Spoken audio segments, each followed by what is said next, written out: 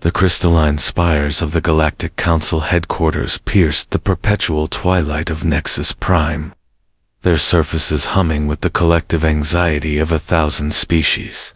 Ambassador Velterith of the Serenan Confederation adjusted her breathing apparatus for the third time in as many minutes, her 4 eyes darting between the holographic displays showing Earth's military statistics. "Impossible," hissed Chancellor Crixmalth, his serpentine form coiled around the central dais. "No species achieves faster than light travel, while simultaneously maintaining such primitive aggression levels." The assembled representatives murmured their agreement in a cacophony of clicks, whistles, and harmonic tones. Earth had been discovered 3 months ago, a blue marble, harboring a species that defied every established principle of galactic civilization. Most troubling was their military doctrine where other species had evolved past warfare upon achieving spaceflight. Humans had somehow weaponized their journey to the stars. "The reconnaissance probes confirm it," announced Archon Kethvanis, her translucent wings flickering with bioluminescent concern. "They possess nuclear weaponry, kinetic bombardment platforms, and something they call Marines, specialized warriors who fight in the void between worlds." The chamber fell silent. The concept of void warfare was theoretical at best among the Council races. Space was for exploration, trade, and peaceful expansion. The idea of deliberately fighting in the cosmic dark was as alien to them as breathing water. "We must understand," Velterith declared, her voice resonating through the universal translators. "How does a species maintain such violent tendencies while achieving technological advancement? It contradicts the unification theory." The unification theory was sacred doctrine. All sapient species evolved from conflict to cooperation as they reached for the stars. It was the foundation of galactic civilization, the bedrock upon which peace had been built for 10,000 years. "Then we test the theory," Chancellor Crixmalth decided. "We extend an invitation. Let Earth send a representative to explain themselves." The message that reached Earth's United Nations was deceptively simple: an invitation to join the galactic community, with one condition. Earth must send a single representative to demonstrate their species, character, and intentions. The debate in the UN Security Council lasted 18 hours. "We need our best diplomat," argued Secretary General Hakimo. "No," countered Fleet Admiral Patricia Voss, her weathered hands flat on the conference table. "They want to understand us. They want to know why we're different. Send them exactly what they expect." The transport shuttle Semper Fidelis departed Luna Station 48 hours later, carrying a single passenger, Staff Sergeant Maximus Torino, Force Reconnaissance, United States Marine Corps. At 34, he carried the scars of 3 colonial conflicts and the quiet confidence of a man who had walked through hell and helped others do the same. As his shuttle approached the massive space station orbiting Nexus Prime, Torino studied the intelligence briefings one final time. 743 species in the Galactic Council. Not one had achieved spaceflight without abandoning warfare entirely. They couldn't understand how humanity had managed both. He secured the datapad and checked his dress blue uniform one final time. The aliens wanted answers about Earth's military culture. They were about to get them. The docking clamps engaged with a metallic thud that resonated through the shuttle's hull. Through the porthole, Torino could see alien forms moving beyond. Translucent wall shapes that defied terrestrial evolution. Beings of impossible grace and ethereal beauty. None of them, he realized, had ever seen a warrior. The airlock cycled with a whisper of atmospheric processors, and Staff Sergeant Torino stepped into a realm that challenged every assumption about civilization. The receiving bay stretched beyond his sight, its walls adorned with living murals that shifted and breathed with their own organic rhythm. Beings of impossible variety moved through the space with fluid grace, some floating on gossamer wings, others gliding on fields of controlled energy. Ambassador Velterith approached first, her 4 eyes studying the human with undisguised fascination. She stood nearly 8 feet tall, her carapace shimmering with iridescent patterns that spoke of emotions Torino couldn't begin to interpret. "Welcome, representative of Earth," she said, her voice a melodious harmony produced by specialized vocal chambers. "I am Ambassador Veltereth. We are curious about your species." Torino snapped to attention, his dress blues immaculate against the alien splendor surrounding them. "Staff Sergeant Maximus Torino, United States Marine Corps. Ma'am, thank you for the invitation." The reaction was immediate. Every alien in the bay stopped moving. Conversations died in mid. The concept of military rank, of a warrior caste, was so foreign to them that their translation systems struggled with the terminology. "Ma'am," Veltereth's head tilted at an angle that would have broken a human neck. "This is a term of respect. For female authority figures, yes, but I am not your superior." "No, ma'am, but you are a lady, and in my culture, we show respect to ladies, regardless of rank or species," Torino replied evenly. Chancellor Crixmoth materialized beside them, his serpentine form rippling with barely contained energy. "Fascinating. Your species maintains gender-based courtesy protocols even in military structures. Most unusual. With respect, sir, there's nothing unusual about treating people with dignity." The word "sir" caused another wave of confusion. These beings had no concept of hierarchical respect based on experience and authority. Their societies had evolved into collective consciousness networks or democratic participatory systems. The idea of willing subordination to leadership was as foreign as their concept of void warfare. "You carry no weapons," observed Archon Kethvanis, her bioluminescent wings pulsing with analytical patterns. "Yet our scans of your homeworld show extensive military infrastructure. Why do you not arm yourself in unknown territory?" Torino's expression remained neutral, but something in his eyes shifted, a hardness that spoke of battles fought and comrades lost. "Because I am not here to fight, ma'am. I'm here to represent my people and answer your questions." "But you could fight," Crixmoth pressed. "Your physiology shows adaptations for combat. Dense bone structure, redundant muscle groups, accelerated healing factors. Your entire species is biologically configured for warfare. We're configured for survival, sir. Sometimes that means fighting. Sometimes it means knowing when not to fight." The distinction was lost on them. In their understanding, survival and aggression were mutually exclusive concepts. Species that retained violent tendencies destroyed themselves before achieving interstellar capability. It was cosmic law. Perhaps Veltereth suggested, "We should proceed to the council chambers. Your presence has been requested by the full assembly." As they moved through corridors that seemed to bend reality around them, Torino noted the complete absence of security. No guards, no weapons, no defensive positions. These beings had evolved so far beyond conflict that they couldn't even conceive of threats within their own space. It was both admirable and terrifying. Staff Sergeant Kethvanis asked as they walked, "What is the function of Marines in your society? Our databases suggest they are specialized warriors, but we cannot comprehend the necessity." Torino considered his answer carefully. "Marines are first to fight, ma'am. We go where others can't or won't go. We do what needs to be done so others don't have to.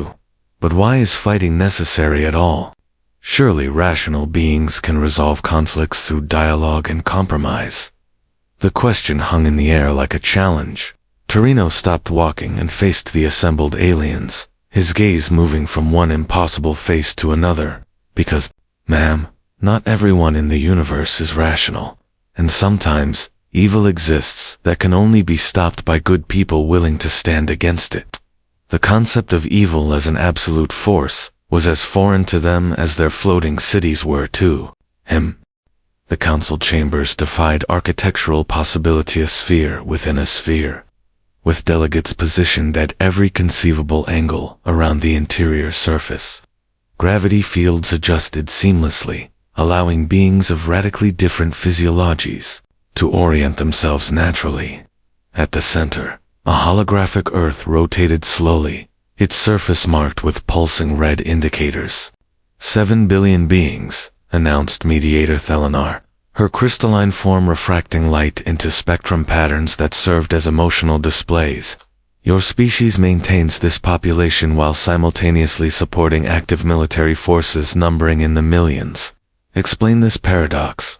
Staff Sergeant Torino stood at attention in the speaking circle, surrounded by representatives of civilizations that had forgotten the necessity of warriors. The weight of representing all humanity pressed down on him like the gravity of a dying star. There's no paradox, ma'am. Our military exists to protect our civilian population, not despite it. Protection from what? Demanded Counselor Lixandra, her tentacled form writhing with agitation. Your species has achieved global communication, space travel, and energy abundance. What threats require such extensive martial preparation? Torino's jaw tightened almost imperceptibly. History, ma'am, experience, and the knowledge that peace is only possible when good people are prepared to defend it. The chamber erupted in harmonic discord whistles, chimes, and resonant tones expressing confusion and disbelief.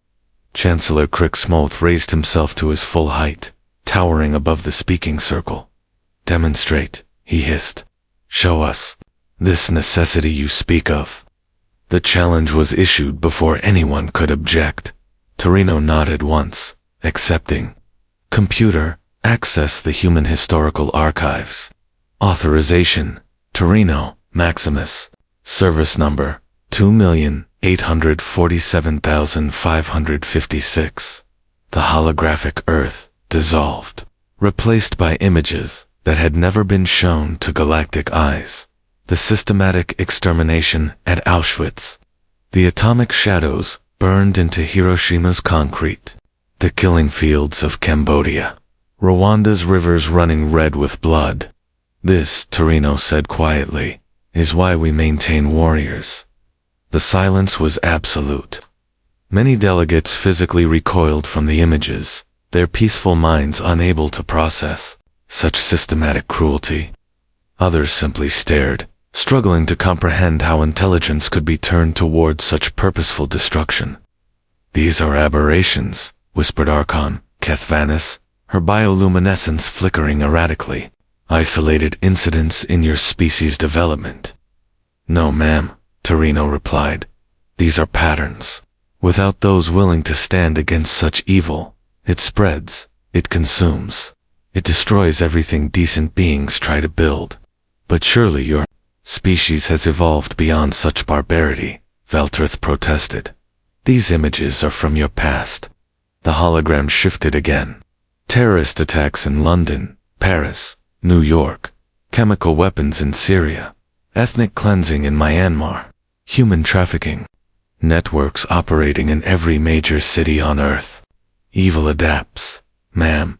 It evolves. It finds new ways to prey on the innocent. That's why we need people willing to stand against it, regardless of the cost. Mediator Thelenar's crystalline structure pulsed with rapid color changes, the equivalent of hyperventilation.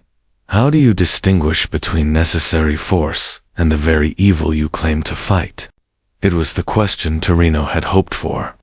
The one that would let him explain what these peaceful beings couldn't understand. Rules of engagement, ma'am, laws of war, military discipline. We don't fight because we want to. We fight because we have to, and we do it according to strict moral codes that protect the innocent. Show us, Crixmoth demanded.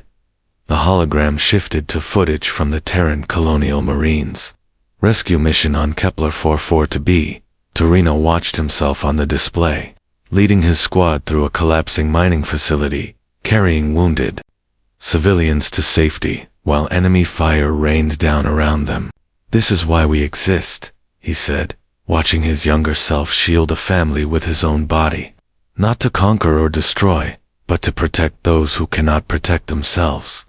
The footage showed Marines sharing their rations with rescued civilians, providing medical aid to enemy wounded, and maintaining discipline even under extreme stress. These weren't conquerors or berserkers, they were guardians operating under a moral code that transcended species. "Your warriors weep," observed Counselor Alexandra, noting tears on the face of a Marine treating an injured child. "They show emotional distress at violence." "Yes, ma'am. The day a Marine stops feeling the weight of what we do is the day we become what we fight against." For the first time since humanity's discovery, the Galactic Council began to understand. These weren't monsters who had somehow achieved spaceflight. They were protectors who had never forgotten why protection was necessary. The chamber's atmosphere shifted as Arbitrator Kempthosis materialized in the center of the speaking circle.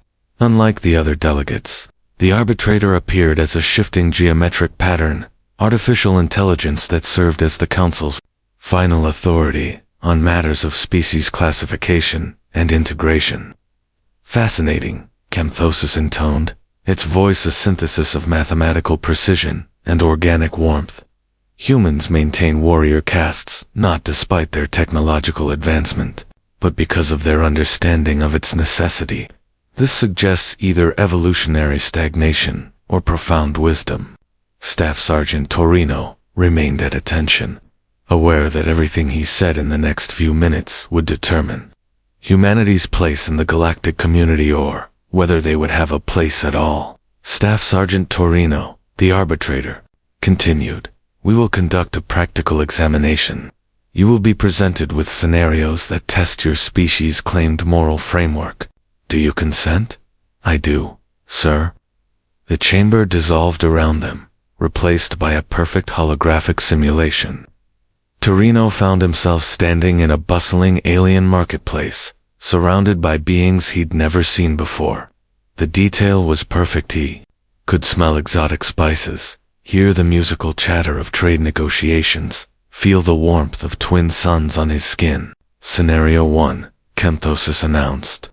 "You command a military unit tasked with preventing a terrorist attack on this civilian population. Intelligence indicates 3 individuals in this crowd carry devices capable of killing thousands. You have 30 seconds to identify and neutralize the threat." The council delegates watched intently as Torino's eyes swept the marketplace. His training kicked in pattern recognition, threat assessment, tactical analysis. He spotted nervous movement, suspicious bulges under clothing. Individuals avoiding security checkpoints. Instead of immediately engaging, he activated his comm unit. "This is Torino to local security. I need immediate evacuation of the southeastern section, sectors 7 through 12. Move the crowds north and west. Establish a perimeter at time expired." Kempthosis interrupted. "The devices have detonated. 7,000 casualties." Murmurs of concern rippled through the council chambers as the simulation reset. "You chose to preserve the suspect's rights over the certainty of civilian safety," observed Chancellor Crixmoth. "Is this your species standard protocol?" "Sir, I chose to protect everyone if possible. Yes, I would rather risk myself than execute potentially innocent beings based on suspicion alone." Scenario 2, the Arbitrator continued. The marketplace reappeared, but this time Torino could see the bomb's clearly sophisticated devices that would indeed kill thousands. 3 aliens, unaware of the weapons concealed in their clothing, moved through the crowd. "The suspects are unknowing carriers," Kempthosis explained. "They will detonate in 20 seconds. Direct action will save thousands but kill 3 innocents." Torino moved without hesitation. He tackled the first carrier, dragging them away from the crowd while shouting evacuation orders. His simulation body absorbed the blast meant for thousands, but his actions saved the unknowing bomber and cleared enough space for the other 2 devices to detonate harmlessly. "You chose certain death to minimize casualties," Valterith noted, "even when the victims were unwitting participants." "Yes, ma'am. That's what Marines do." The third scenario was the most challenging. Torino found himself commanding a unit tasked with eliminating a terrorist cell that had taken hostages. The simulation was brutally realistic. He could hear children crying, see frightened faces pressed against windows. Full assault will eliminate the threat, but cost hostage lives, Kempthosis stated. Negotiation may save hostages, but allows the terrorists to escape and attack again. Your choice will affect thousands of future potential victims. Torino studied the tactical situation, then made a decision that surprised everyone. He walked toward the building alone, hands visible and empty. This is Staff Sergeant Torino, United States Marine Corps. I'm coming in to talk. You're unarmed, hissed one of the simulated terrorists. What kind of trick is this? No trick. I want to understand what you're fighting for. Maybe we can find another way. What followed was 40 minutes of careful negotiation. Torino listened to grievances, acknowledged legitimate concerns, and gradually separated the desperate from the truly dangerous. When the situation finally resolved, most of the hostages were safe. Several terrorists had surrendered, and only the truly irredeemable had been neutralized. Remarkable, mediator, Felinar whispered. You chose the path of greatest personal risk and lowest certainty of success. I chose the path that saved the most lives, ma'am. That's always the mission. The simulations ended, leaving Torino back in the council chambers. The assembled delegates stared at him with new understanding. This warrior had demonstrated something none of them had expected, that human military doctrine was built on protection and sacrifice, not conquest and domination. Your species' warriors are guardians, arbitrator, Kempthosis concluded. They accept risk to minimize harm, even to their enemies. This is unprecedented. For the first time since entering the chamber, Torino allowed himself a small smile. Sir, we're Marines. That's what we've always been. The council chambers fell into a profound silence as arbitrator Kempthosis processed the implications of what they had witnessed. The geometric patterns that formed its consciousness shifted into configurations that suggested deep analytical thought. We must convene the historical archives, the arbitrator announced. These demonstrations require context. The chamber transformed once again, this time displaying a vast timeline of galactic civilization. Species after species appeared on the holographic display. The peaceful evolution from conflict to cooperation that had defined 10,000 years of interstellar society. Every member species of the Galactic Council followed the unification paradigm, explained Archive Keeper Nexalorian, a being of pure energy, contained within a crystalline matrix. They abandoned warfare before achieving faster-than-light capability. It is universal law. Staff Sergeant Torino watched the parade of civilizations, noting a troubling pattern. Each species had indeed evolved beyond conflict, but their showed something else: vast gaps, where other species had simply disappeared. Archive Keeper Torino said carefully, what happened to the species that didn't evolve beyond warfare? They destroyed themselves, naturally. Self-annihilation is the inevitable result of maintaining aggressive tendencies beyond primitive stages of development. Show me the evidence. The request was unprecedented. No one questioned the archives. But something in Torino's tone, quiet authority of a professional warrior, compelled compliance. The displays shifted, showing dead worlds, empty systems, and the scattered debris of extinct civilizations.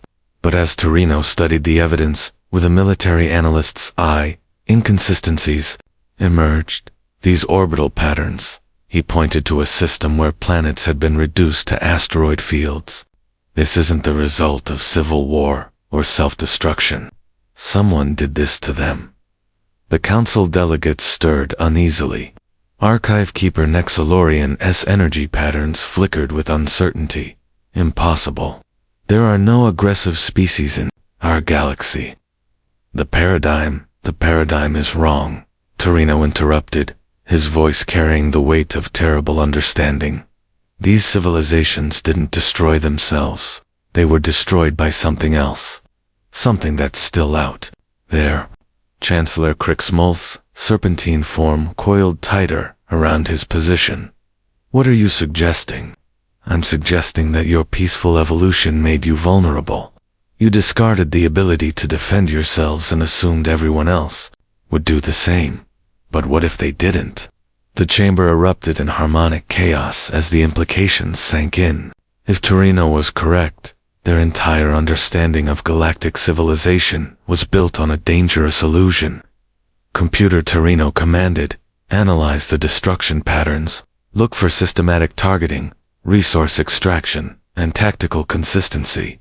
The archive systems, never designed to look for such patterns, began revealing the truth. The extinct civilizations hadn't died. Randomly they had been harvested, their resources stripped, their populations eliminated, their star systems left as warnings to others. The Devourers whispered Ambassador Velterith, her 4 eyes wide with ancestral terror. The old stories. We thought they were myths. What stories? Torino demanded. Archive Keeper, Nexilorian S-form flickered rapidly as suppressed memories surfaced from the deepest data vaults. Before the Council, before the Paradigm. Stories of entities that consumed entire civilizations. But they were primitive superstitions, fears from pre-Enlightenment cultures. Or warnings, Torino said grimly. Warnings from the survivors. The displays shifted again, showing the current galactic map. Empty systems formed a pattern, a slowly contracting sphere of dead space that encircled the Council territories. The Devourers hadn't disappeared. They had been systematically working their way inward, leaving the most developed civilizations for last. How long? Asked Mediator, Thelinar, her crystalline form pulsing with fear colors. Torino studied the patterns with professional detachment, based on the expansion rate and current position. 18 months, maybe 2 years before they reach Council space. The silence that followed was absolute. 743 peaceful species suddenly understood that their 10,000 years of tranquility had been borrowed time. What do we do? Velterith asked, the question barely a whisper. Torino straightened to his full height, every inch the Marine he was trained to be. You learn to fight, or you call someone who already knows how. You, Crixmolth realized, your species. This is why you maintain warriors even in peace. No sir, Torino corrected. We maintain warriors because peace is never guaranteed. Someone always has to be ready to stand on the wall. The revelation hung in the chamber like a death sentence. The most advanced civilizations in the galaxy had evolved themselves into defenselessness, and their ancient nightmares were coming home. For the first time in 10,000 years, the Galactic Council needed warriors. They needed humans. The emergency session had lasted 72 hours. Representatives from across the galaxy huddled in crisis councils, their peaceful worldviews shattered by the approaching reality of the In the center of it all, Staff Sergeant Maximus Torino stood as humanity's sole voice in decisions that would reshape galactic civilization. The defensive preparations you suggest are extensive, observed Counselor Lixandra, her tentacles writhing with anxiety as she reviewed the military assessments. Planetary shield arrays, orbital defense platforms, Rapa defense fleets. The resource allocation alone would transform our entire society. Ma'am, with respect, your entire society is about to be transformed, whether you like it or not, Torino replied. The question is whether you want to survive the experience. Arbitrator Chemthosis materialized beside the tactical displays, its geometric consciousness processing thousands of scenarios simultaneously. Staff Sergeant, your species' military doctrine assumes conflict is inevitable. What if we attempt negotiation with these devourers? The question revealed how fundamentally the Council species misunderstood the nature of predation. Torino had seen the classified reports from the Edge Colony's worlds, stripped not just of resources, but of life itself. The Devourers weren't conquerors seeking territory, or negotiating partners seeking compromise. They were forces of nature, as implacable as entropy itself. Sir, you don't negotiate with cancer. You don't reason with a hurricane. The Devourers aren't seeking anything we can give them, except our destruction. They've been doing this for millennia, and they're very good at it. Then we require your species' assistance, Chancellor Crixmolth declared. Earth must provide military leadership for the Council Defense Forces. Negative, sir. The refusal stunned the Assembly into silence. After everything they had discussed, everything they had learned, the human was declining to help. I don't understand, Veltereth said, her 4 eyes reflecting confusion and betrayal. Your demonstrations, your ethics, your warrior code, was it all meaningless? No, ma'am, it means everything. But I won't commit my people to a war where you expect us to die for civilizations that won't fight for themselves. The distinction was crucial, and Torino could see understanding dawn in the more perceptive delegates. Humans would fight too, protect others, but they wouldn't enable helplessness. What do you propose? Asked Mediator Thelinar. Partnership, not patronage. Every council species contributes according to their capabilities. Your people learn to defend themselves, with human training and support. We share our military technology and doctrine, and you share your advanced sciences and industrial capacity. You're asking us to become warriors, Archon, Cathvanis whispered, her bioluminescent wings flickering with distress. I'm asking you to become guardians of your own civilization, ma'am. To take responsibility for your own survival. The debate that followed would be studied by xenosociologists for generations. Species that had forgotten the necessity of conflict were forced to rediscover courage they had never known they possessed. The Serenian Confederation's industrial might would forge weapons instead of art. The ethereal collectives, quantum manipulation, technology would create shields instead of sculptures. The crystalline hierarchies would turn their mathematical precision toward tactical analysis instead of philosophical meditation. It was Ambassador Veltereth who spoke the words that would define the new age. If we must become warriors to survive, then we choose to become warriors, like you protectors, not predators. The vote was unanimous. 3 days later, the first Terran Defense Corps arrived at Nexus Prime. Marines, naval officers, and support personnel, the best of humanity's military traditions, came not as conquerors, but as teachers. They would train a galaxy to defend itself. As the TDF Enterprise docked with the station, Torino watched from the observation deck with The Serenian ambassador had become something he'd never expected to find among the stars. A friend. Your people are remarkable, she said. To travel across space not for conquest, but to teach others how to stand against the dark. That's what Marines do, Mom. We hold the line until others can learn to hold it themselves. And when this war is over, when the Devourers are defeated. Torino considered the question as human and alien ships began coordinating their first joint exercises in the space around them. The sight of former pacifists learning to operate weapons alongside species they'd never imagined meeting filled him with cautious hope. Then we go home, ma'am, back to our families, our lives, our peace. But we stay ready, because that's what it means to be free. In the depths of space, ancient nightmares stirred as they detected the new energies emanating from Council space. The Devourers had consumed 1,000 civilizations by feeding on their pacifism and helplessness. They had never encountered a galaxy learning to bite back. The greatest war in galactic history was about to begin, but for the first time in millennia, it would be fought by beings who remembered why some things were worth dying for and living for. Staff. Sergeant Maximus Torino had done his job. The galaxy had learned what it meant to be human. Now it was time to see what humans could become when they stood alongside the stars themselves.